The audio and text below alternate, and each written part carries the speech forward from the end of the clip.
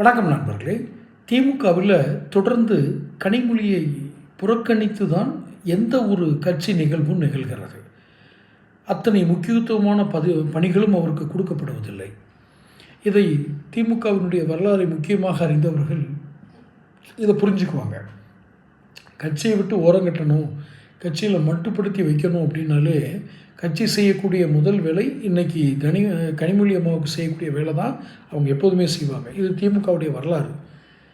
இப்போது தங்கைக்காக அண்ணன் களம் இறங்குகிறார் அப்படிங்கிற ஒரு செய்தி கேள்விப்படுறோம். என்னது?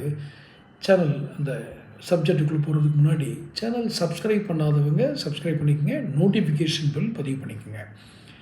நீண்ட நாட்களாகவே சகோதரர் மீது ஒரு அதிருப்தியில் அல்லது தனது எண்ணங்களுக்கு ஏற்க இவர் நடக்கவில்லை என்ற ஒரு குறைபாடுடன் வலம் வருகிறார் அண்ணன் நலகிரி. இருந்தாலும் ஒரு தந்தை வழி நடத்திய ஒரு கட்சி தன்னால் எதுவும் குறைவு வந்துவிடக்கூடாது என்ற ஒரு பொறுமையில் அவர் பொறுமை காத்து வந்தார். அந்த எண்ணத்தில் இன்னொரு காரணம், அவருடைய தனிப்பட்ட காரணங்களினால் அவர் ஆக்டிவ் பாலிடிக்ஸில் இல்லாமல் இருந்தார். ஆனால் இப்பொழுது தான் ஓரங்கட்டப்பட்டதை ஒரு பக்கம் என்றால், அதாவது அண்ணன் நலகிரி ஓரங்கட்டப்பட்டது ஒருபுறம் என்றால், மறுபுறம் கனிமொழியும் ஓரங்கட்டப்படுகிறார். இது அழகிரிக்கு கடும் கோபத்தை ஏற்படுத்தியிருக்கிறது. தங்கையும் ஓரங்கட்டுகிறார், தன்னையும் ஓரங்கட்டுகிறார். அப்போது கருணாநிதியுடைய சொத்து ஸ்டாலின் வாரிசுகளுக்கு மட்டும்தானா, ஸ்டாலினுக்கும் அவர் வாரிசுகளுக்கு மட்டும்தானா என்ற எண்ணம் அழகிரி அண்ணனுக்கு ஏற்படுது. இது யாருக்குனாலும் ஏற்படும். இது ஏதோ நான் அவங்களுக்குள்ள அவங்க குடும்பத்துக்குள்ளே ஒரு குழப்பத்தை உண்டு பண்ணுறேன்னு இல்லை. இவங்க நாளைக்கே கூட நாங்கள்லாம் ஒன்றா தான் இருக்கோம்னு சொல்லி பேட்டி கொடுக்கலாம். ஆனால் உள்ளுக்குள் புகைச்சல் ஆரம்பித்து விட்டது.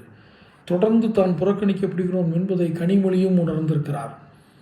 தன் தங்கை புறக்கணிக்கப்படுகிறார். எப்படி அழகிரி புறக்கணிக்கப்பட்டாரோ அதே பாணியில் கனிமொழியும் புறக்கணிக்கப்படுகிறார் என்பதை நிச்சயமாக உணர்ந்திருக்கிறார்கள். அப்பொழுது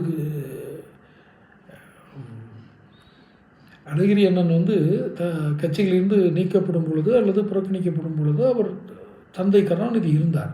அவர் சில முயற்சிகள் சமரசங்கள் செய்து அதை சரி செய்தார். சில இடங்களில் மாறன் சகோதரர்கள் அதற்கு உதவி செய்தார்கள். ஆனால் இப்பொழுது யாரும் அதற்கு தயாராக இல்லை. இது இவருடைய போக்கு மிக மிதமிஞ்சி போகிறது. ஸ்டாலின் மட்டுமல்ல, சபரீசன், ஸ்டாலின், உதயநிதி என்று அந்த கட்சி ஒரு பெரிய மூவர் கட்டுப்பாட்டுக்குள் வந்துவிட்டது.